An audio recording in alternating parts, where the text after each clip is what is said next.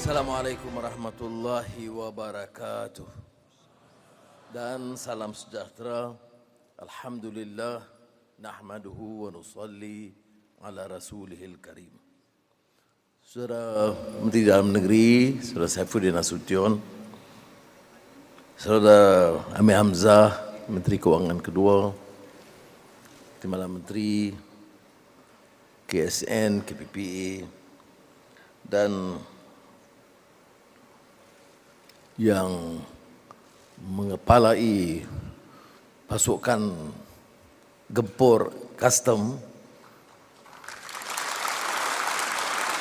Tuan Ani Srizana dan seluruh keluarga custom. Saya mulakan dengan menyatakan penghargaan dan mengucapkan kesyukuran kepada Allah Taala atas sesi ini, bukan saja acara Hari Custom Sedunia ke-42, tetapi dapat bersama menyaksikan dan mendengar laporan yang membanggakan bukan saja custom tapi negara.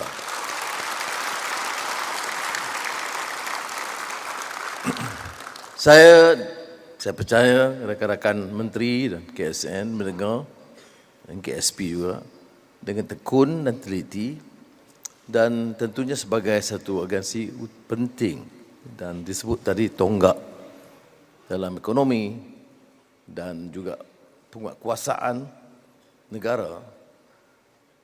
Custom punyai peranan yang besar.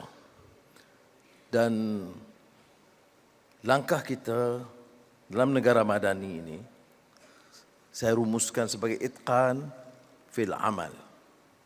Menyempurnakan tugas dan kesediaan untuk memperbaiki, meningkatkan. Striving for excellence.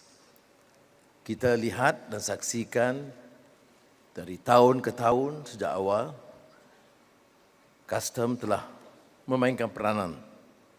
Tetapi selagi dengan anjakan dan lonjakan yang ditekankan dalam negara sekarang, kita mengharapkan sesuatu yang lebih baik. Kita punya keupayaan. Negara ini sebenarnya bertuah. Kelemahan-kelemahan yang sudah kita kenal pasti harus kita perbaiki. Dalam seluruh keluarga custom, kita dengar berita yang membanggakan. Sebab itu saya menyokong usaha-usaha ketua pengarah, timbalan dan pimpinan untuk terus bertegas, memperbaiki disiplin dan menjadikan custom Malaysia ini sebagai custom, satu badan yang cukup wibawa, punya integriti, sesuai dengan semangat baru madani untuk melonjakkan kita ke tahap yang lebih tinggi. Tidak ada sebab mengapa Malaysia harus kekal dalam keadaan sekarang. Semalam di acara lain di Universiti Melaya, persidangan antarabangsa pendidikan sedunia, saya singkap laporan PAISA yang menganalisa kejayaan pendidikan terutama dari bidang matematik, sains, bahasa Inggeris di 81 negara. Malaysia telah corot peringkat 51. Di antara negara ASEAN, 7 negara ASEAN, Malaysia paling bawah. Menurut kajian tahun 2022. Kita kata sebab COVID, negara lain pun terlibat dengan COVID-19. Ini bukan maksud saya untuk meremehkan usaha yang lalu atau menyatakan guru-guru tidak berperanan dan ibu bapa tidak punya kesedaran. Tetapi kita mesti terima kenyataan. Ada masalah. Dan kalau kita tidak ambil langkah yang berani dan melakukan anjakan, perbaiki, anak-anak kita akan terkesan. Anak-anak saudara juga akan terlibat.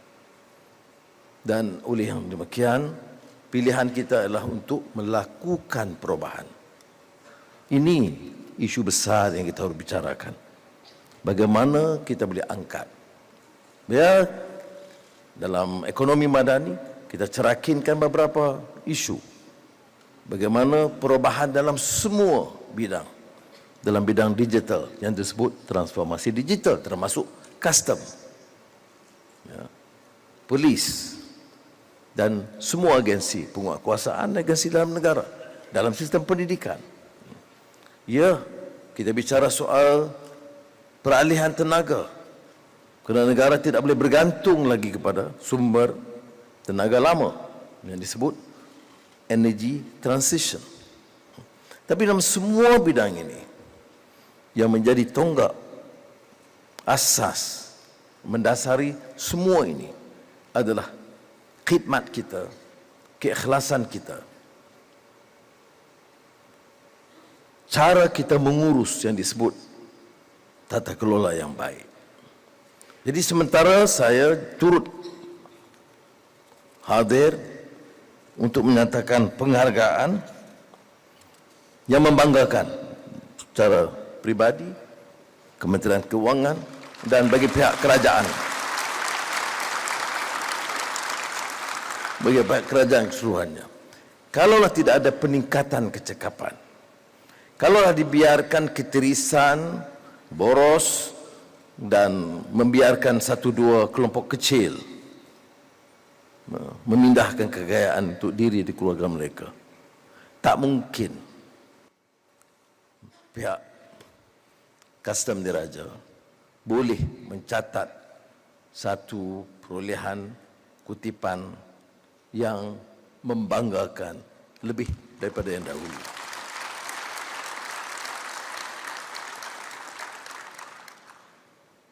Ini mencatat rekod bagi negara. Dan ini apa maknanya? Bila sudah pilih dan dapat mengumpulkan 55.1 bilion ringgit. Maknanya hasil negara bertambah. Dan kalau negara itu punya pimpinan yang tegas, elak daripada ketirisan, wang yang sudah kutip itu akan kembali kepada anak-anak kita di sekolah, ibu bapa kita yang dirawat di hospital, prasarana lebih baik. Jadi tanggungjawab saudara mengumpul dana. Tanggungjawab semua jabatan lain memastikan dana itu diurus dengan baik. Jadi saya akan tentunya sampaikan juga kepada rakan-rakan yang lain bahawa kejayaan sosial adalah sumbangan besar kepada keluarga kita di seluruh negara.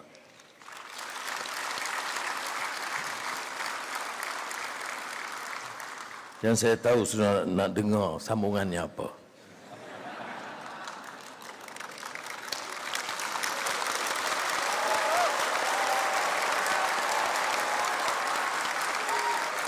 Sebelum itu, kita kena dengar kuliah saya dulu.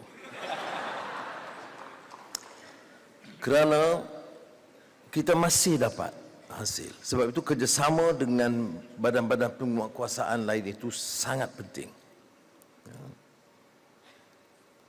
Custom, PDRM, polis, APMM, umpamanya di antara lain. Dan sekarang agensi di sepadan, semua kerjasama itu penting kerana kita berhadapan dengan kelompok-kelompok yang rakus, penyelundup yang canggih dan kehilangan dana akibat penyeludupan. Keluar dan masuk minyak, dadah, rokok, arak, itu menjejah puluhan bilion ringgit. Dan saya berasa lebih yakin dengan pimpinan di custom ini dan pasukannya yang punya komitmen bahawa kita dapat bersama-sama bukan sahaja mengumpul dana yang lebih baik, tapi membantras penyeludupan yang merosakkan negara kita. Dan saya percaya insya-Allah target kita unjuran bagi tahun 2024 ini akan bukan saja dapat dicapai, tapi kalau diurus dengan seluruh semangat yang ditunjukkan pada hari ini, luar biasa semangatnya, saya yakin insya-Allah kita akan melapasi target itu.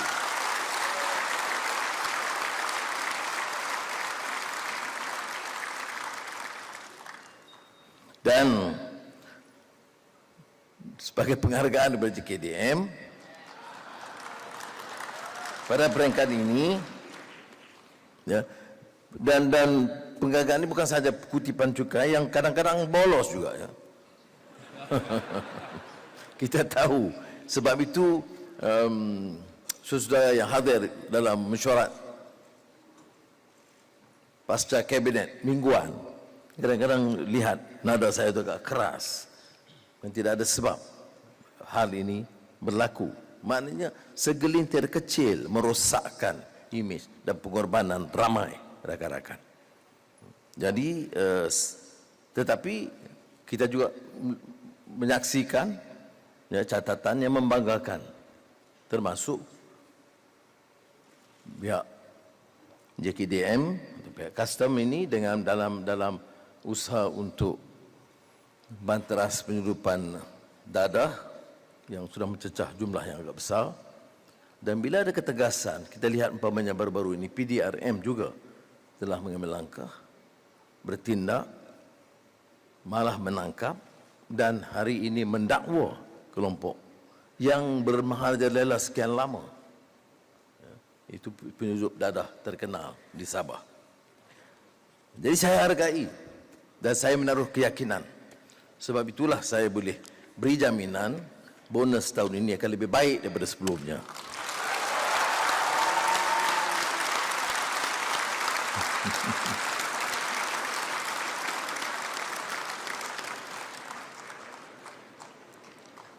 Ini diumum oleh Perdana Menteri yang tak ambil gaji.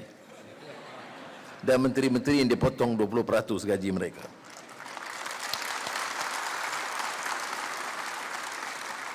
Tapi ada beberapa masalah. Dan saya akan percaya Datuk Anis Rizana akan berbincang dengan Kementerian Kewangan. Ada isu lain yang harus ditangani untuk memberikan keselesaan dan keadilan kepada pegawai di semua peringkat. Perumahan satu masalah besar. Dan tahun lalu seperti sudah tahu, saya arahkan supaya semua tandas sekolah di negara diperbaiki. Belanja hampir 1 bilion ringgit untuk perbaiki tandas sekolah anak-anak dan cucu saya. 8,600 lebih tandas yang terbiar sekian lama. Tahun ini kita sediakan 2 bilion ringgit untuk perbaiki perumahan penyewahan awam, termasuk perumahan custom.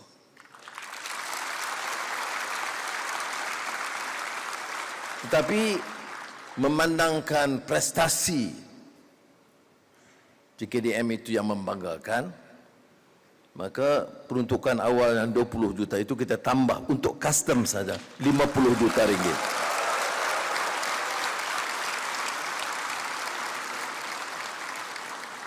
Ini selain daripada yang kita umumkan, supaya perumahan kita itu diperbaiki dan tidak sangat uzur dan daif.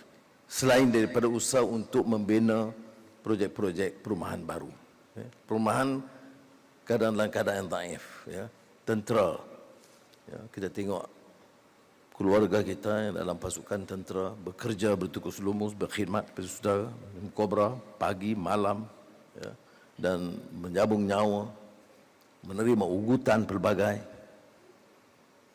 Tetapi layanan dari segi perumahan itu sangat daif. Sebab itu bagi PDRM, Angkatan Tentera Malaysia, APMM dan JKDM, kita bagi keutamaan perumahan tahun 2024. Dan saya minta ini disegerakan. Tak ikut proses tender biasa. dia terpaksa kita ikut tender. Kerana bila tak ikut tender, amalan dulu, bila dipergikan negotiated ini, ya, bila ada rundingan ini 10%, 20% dia bocor ke lain. Sebab itu proses tender itu harus dipatuhi. Tapi boleh dipercepatkan, boleh disegerakan. Kadang kalau rumah tu robek, tandasnya rosak, nak tunggu tandas siap 6 bulan, itu satu penyiksaan artinya, ya. Penderaan kepada anak-anak kita. Jadi untuk kes-kes seperti itu patut disegerakan. Dan walaupun saya umumkan 50 juta, seandainya ada keperluan tambahan, percayalah, insya-Allah kita tambah untuk TKDM ini. Selain itu, hal kebajikan staf itu kita kena jaga, terutama di kalangan yang berpendapatan rendah. Soal pendidikan anak-anak mereka, soal kemudahan-kemudahan asas seperti peranti, komputer, kemudahan-kemudahan ini harus dikenal pasti supaya anak-anak custom yang ke sekolah punyai kemudahan-kemudahan asas ini. Sebab apa saya beri tekanan yang khas? Kerana saya hargai sumbangan dan pengorbanan saudara. Dan ini yang juga akan terpakai kepada PDRM dan Angkatan Tentera Malaysia. Supaya ibu bapa dan bapa yang bertarung nyawa, menyabung nyawa, bertarung di barisan hadapan, tidak rasa terlalu terganggu kerana masalah di rumah dia atau kemudahan asas anak-anak dia di sekolah. Dia ada beberapa pertimbangan khas yang sedang kita rangka. Kalau lambat itu salah Menteri Keuangan kedua Amir Hamzah dan KSP. Saya dah bagi arahan, I consider it done as soon as possible, insya-Allah. Jadi sekali lagi saya ucapkan terima kasih dan saya bangga dapat bersama pada hari ini. Dan yang custom ni kita memang lalui biasa. Saya tiap kali kena ditanya oleh custom, terutama dulu sebagai ketua pembangkang. Tapi mereka layan sangat baik. Saya terima kasih banyak-banyak. Tapi ada satu kisah yang saya cerita di mesyuarat pasca kabinet. Tahun lalu, beberapa bulan setelah saya jadi Perdana Menteri, sahabat lama saya, seorang Arab, dia tiap tahun bagi saya 1 tong minyak zaitun. Dan saya bawa dan bagi kepada keluarga dan kawan dan staf. 1 tong minyak zaitun yang ditanam di kawasan rumah dia. Tahun ini, custom Kelang kenakan cukai RM500 kepada saya. Saya kata, saya bukan meniaga. Tapi saya tidak mahu rayu. Saya nak bagi ini contoh. Kalau Perdana Menteri pun terpaksa bayar cukai, rakyat lain jangan menipu.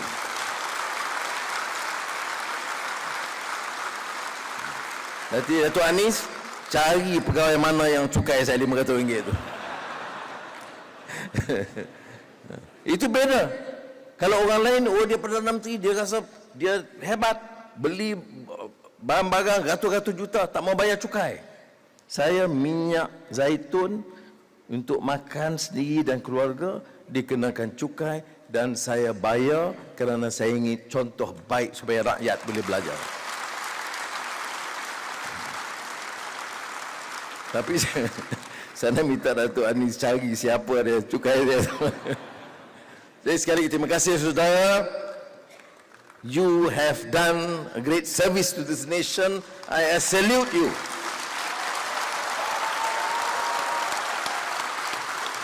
Semoga Allah memberkati usaha kita bersama dan angkat martabat negara Malaysia ini sebagai negara hebat di rantau ini semula, insya-Allah. Assalamualaikum warahmatullahi wabarakatuh. Mohon Yang Amat Berhormat Datuk Seri untuk terus berada di atas pentas bagi acara selanjutnya. Terima kasih atas ucapan sebentar tadi. Seterusnya dijemput Yang Berhormat